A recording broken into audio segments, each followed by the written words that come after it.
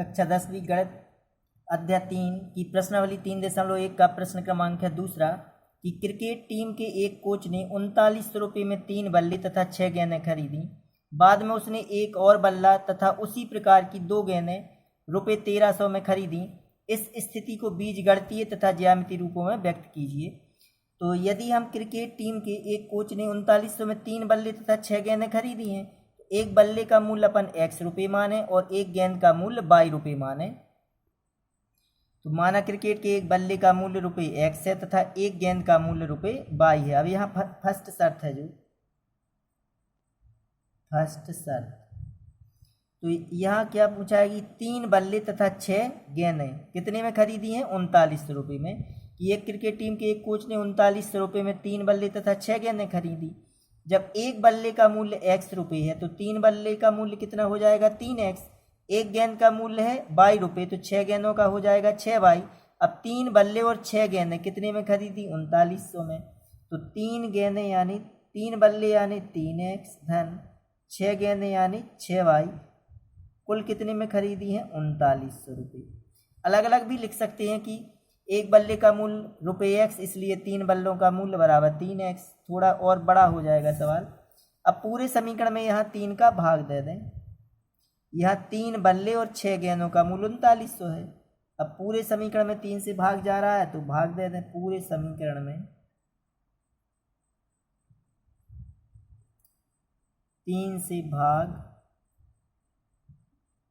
देने पर तो यह आ जाएगा x धन 3 दूनी 6y, 3 एकम 3, 3 त्रिका 9। यह बन जाएगा समीकरण 1। x धन 2y बराबर 1300। अब दूसरी शर्त में क्या पूछा है? दूसरी शर्त में पूछा है बाद में उसने एक और बल्ला तथा उसी प्रकार की 2 गेंदें, एक बल्ला और 2 गेंदें 1300 रुपये में खरीदी। तो एक बल्ला यानी x, 2 गेंदें यानी 2y कुल कितने में खरीदी हैं? 1300 रुपये। यह बन जाएगा समीकरण दूसरा। तो पहला समीकरण और दूसरा समीकरण दोनों एक से हैं, तो किसी भी एक समीकरण को हल कर लें, मान तो वही आने वाले हैं दोनों के। तो समीकरण अब बीजगणितीय रूप क्या हो जाएगा? बीजगणितीय रूप हो जाएगा इसका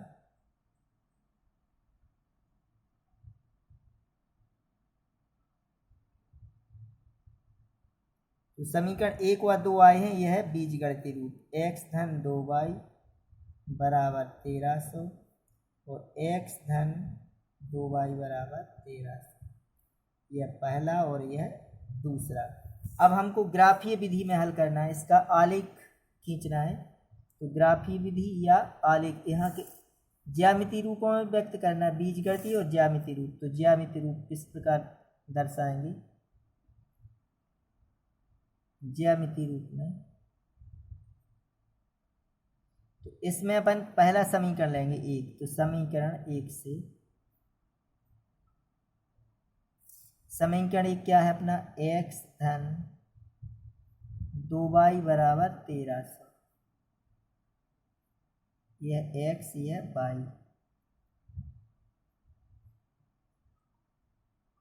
यदि x का मान, यहाँ बहुत सारी संख्या से हल हो सकता है, x का मान 1 रख दें, 2 रख दें, 3 रख दें, तब लेकिन इसके जो मान आएंगे y के वो ग्राफ काफ़ी पर नहीं बनेंगे अपनी।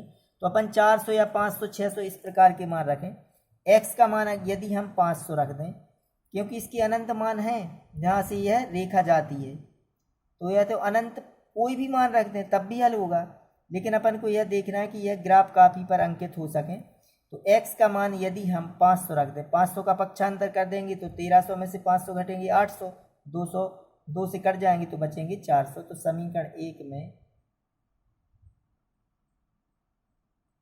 x बराबर 500 रखने पर, तो 500 रखेंगे तो 500 धन 2y बराबर 1300।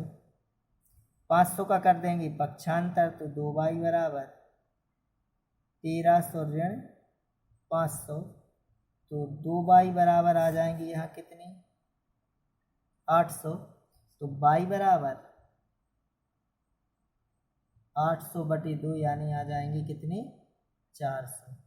तो x का मान हमने कितना रखा है? 500 तो y का मान आ गया 400। अब दूसरा मान रखें एक और, पुनः समीकरण 1 में, पुनः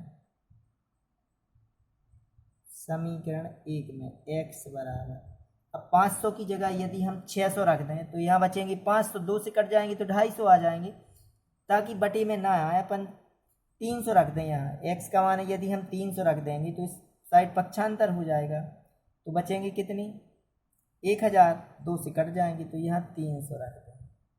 कोई भी संख्या रख सकते हैं यहाँ, तो x बराबर 300 रखने पर, तो यहाँ 300 रखेंगे तो 300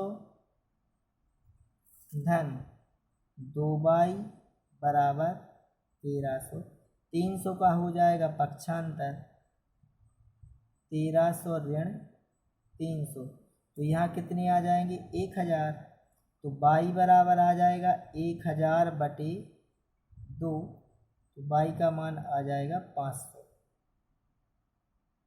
अब इसी प्रकार बिल्कुल समीकरण 2 से, समीकरण 2 क्या है, x धन 2y बराबर 1300, तो यही तो पहला समीकरण था, यही दूसरा, तो इसके भी मान आएंगे जो x y।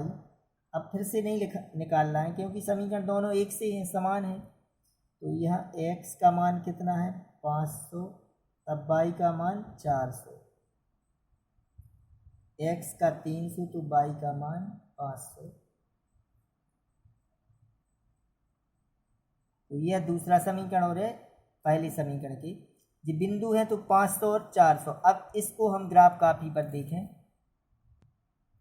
तो इसे ग्राफ कॉपी पर किस प्रकार बनाएंगे कि जो यह बीच की लाइन है, बीच की लाइन पर से खींचे अपन ये, और यहाँ भी बीच की लाइन पे से आलेख विधि से या ज्यामिति विधि से किस प्रकार हल कर सकते हैं।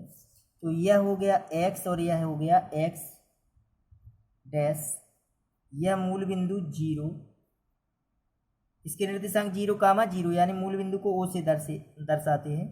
यहाँ y और यह हो जाएगा y डैश। तो यहाँ अगर हम 1 2 3 4 लें तो बहुत, मतलब यहाँ अपने जो मान आ रहे हैं 500 400 300, तो अपन 1 सेंटीमीटर बराबर ले रहे हैं अपन 100 इकाई, तो यहाँ हो जाएगा 100, इस यहाँ पर 200 300 यहाँ लिख सकते हैं, यहाँ 400 500 और जी 600, इस लाइन पर ही लिखना है। देखिए अब यह मूल बिंदु है, यहाँ ऋण के 100 इस साइड, यहाँ ऋण के 200, ऋण के 300, ऋण के 400, ऋण के 500, इस तरफ के ऋणात्मक आए ही नहीं मान, तो इसकी तो जरूरत नहीं है। यहाँ हो जाएंगे कितने 100, यहाँ 200 300 400 500 और 600, और आगे बढ़ा सकते हैं। यहाँ ऋण के 100, ऋण के 200, अब ऋणात्मक संख्या नहीं आई तो लिखने की कोई ज़रूरत नहीं है।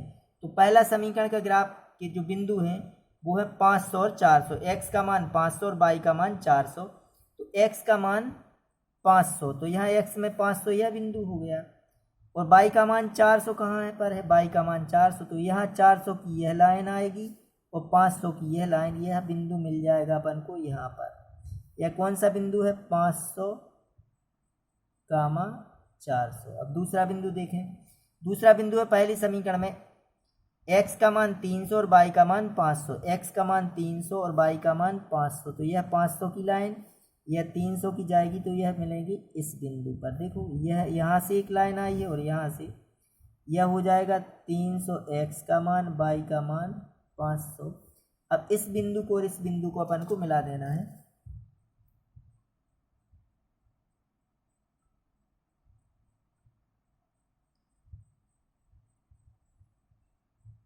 यह खींच दिया अपन ने इसका आलेख।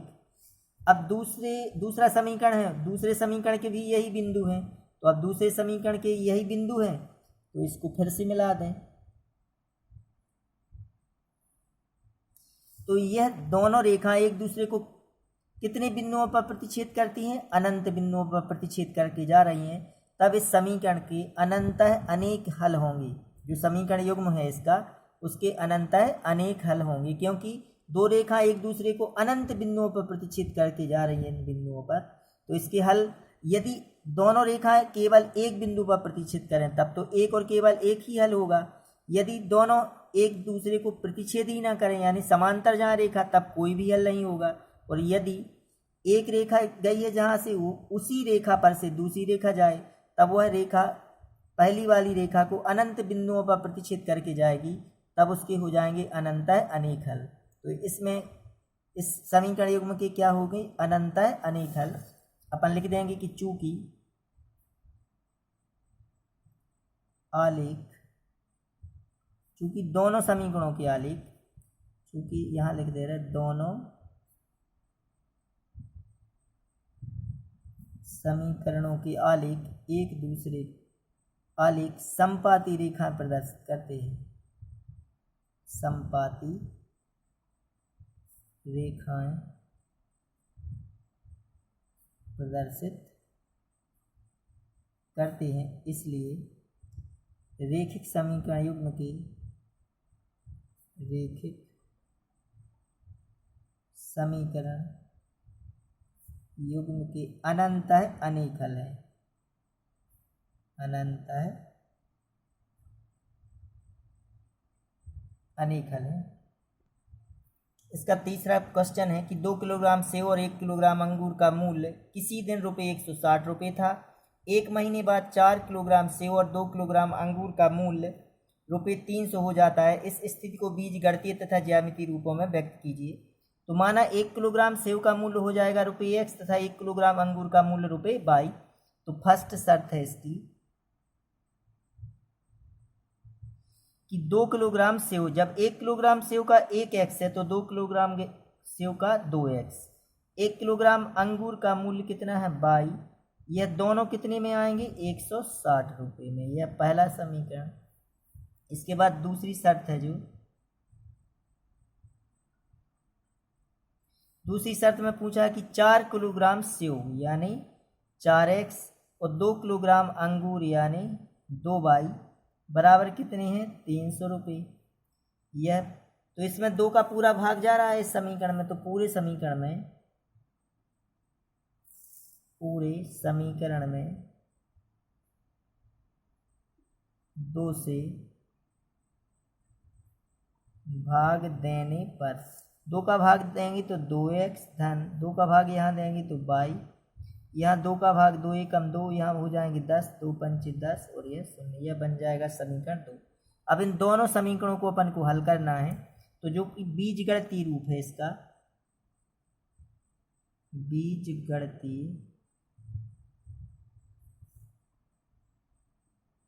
रूप, इसका जो पहला समीकरण है यानी 2x धन y बराबर 160 और 2x धन y बराबर 150, यह बीजगणितीय रूप हो गया। अब इसका ज्यामितीय रूप,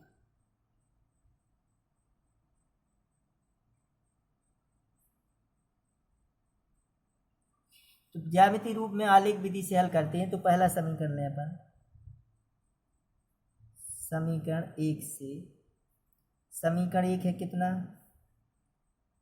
2x धन y बराबर 160, यह x यह y।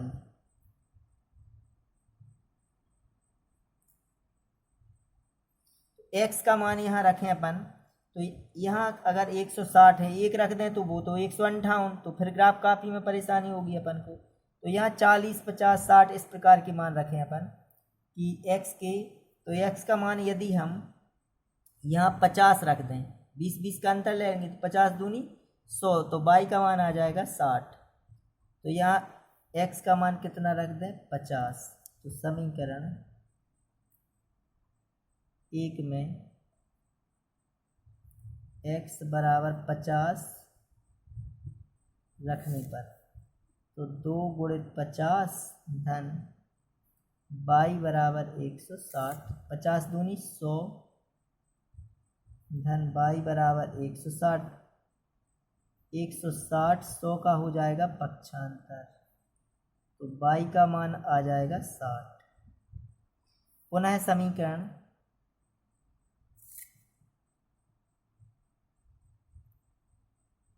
एक में x बराबर एक मान और रखना है। यहाँ यदि हम 60 रख दें, अब 60 दूनी 120, तो y का मान 40 आएगा, तो यहाँ रख दें हम 60 रखने पर, तो यहाँ 2 गुणित 60 धन y बराबर 160, या 60 दूनी 120, 120 का कर देंगे पक्षांतर, तो y बराबर 160 ऋण 120, y बराबर आ जाएंगे 40। समीकरण 2 लिया अपन ने। समीकरण 2 से तो 2x धन y बराबर 150 है, समीकरण 2 है। फिर x के मान रखने हैं हमको। यदि x का मान अपन यहाँ फिर 50 रख दें, तो 50 दूनी 100, 50 आ जाएगा। x का मान रख दें 50। समीकरण 2 में x बराबर 50 रखने पर, तो 2 गुणित 50 धन y बराबर 150, यहाँ हो जाएंगे 50 दूनी 100 धन y बराबर 150, तो y बराबर 150 ऋण 100, यहाँ आ जाएंगे 50। अब पुनः समीकरण 2 में, पुनः समीकरण 2 में अब x का मान यदि हम 60 रख दें, यहाँ 60, तो 60 दूनी 120, y का मान 30 आ जाएगा। 60 रख दें, x बराबर 60 रखने पर 2 गुणे 60 धन y बराबर 150, तो 60 दूनी 120 धन y बराबर 150, तो y बराबर 150 ऋण 120, पक्षांतर से y बराबर आ जाएंगे 30। तो अब दोनों समीकरणों के आलेख खींचे अपन। किस प्रकार बिंदु लेंगे? यह मूल बिंदु इस प्रकार 10-10 का अंतर लें, तो 10, 20, 30, 40, 50, 60 इस लाइन पर लिखना है, तो ऋण के 10, ऋण के 20, ऋण के 30। यहाँ 10, 20, 30, 40, 50, 60, यहाँ ऋण के 10, ऋण के 20, ऋण के 30 और लिख सकते हैं। यहाँ पैमाना ले रहे हैं हम x, यानी 1 सेंटीमीटर बराबर 10 इकाई। यहाँ पैमाना भी लिखना है, पैमाना 1 सेंटीमीटर बराबर 10 इकाई। तो ग्राफ खींचें, तो जो पहला समीकरण है उसमें x का मान है 50 और y का मान है 60। पहले में x का मान 50, तो यह हो गया, और y का मान है 60, तो यह 50 की लाइन गई है और यह 60 की, यह बिंदु मिल जाएगा, यह वाला, यह बिंदु हो गया 50, 60। अब दूसरा बिंदु है 60, 40। x का मान 60 और y का मान 40, तो x का मान 60 यह है और y का मान 40 यह है, तो 40 की लाइन यह और 60 की लाइन यह है, तो यह बिंदु मिल जाएगा। तो यह 60, 40। अब अच्छे से मिलाना है इसे।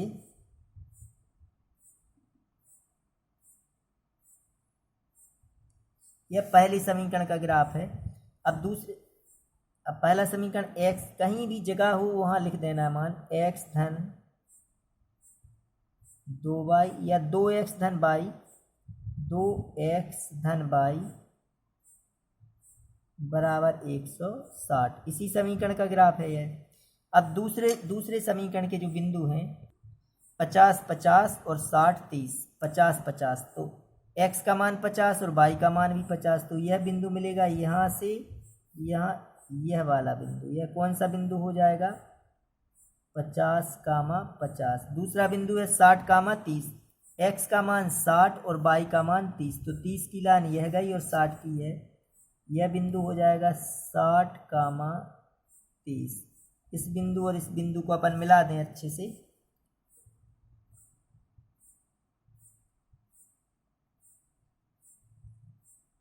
यह दूसरे समीकरण का आलेख है। तो चूंकि दोनों रेखाएं कैसी आ रही हैं, समांतर, यह अपना ज्यामितीय निरूपण हो गया। और दोनों रेखाएं समांतर हैं तब इन दोनों समीकरण युग्म के कोई भी हल नहीं होंगे, इसका कोई भी हल नहीं होगा। लेकिन हमको केवल ज्यामितीय रूप में निरूपण करना है, इसके हल नहीं बताना है। अभी सिर्फ उनने ज्यामितीय रूप और बीजगणितीय रूप में पूछा है, तो यह हो गया ज्यामितीय रूप। यह अपनी प्रश्नावली 3.1 समाप्त हुई।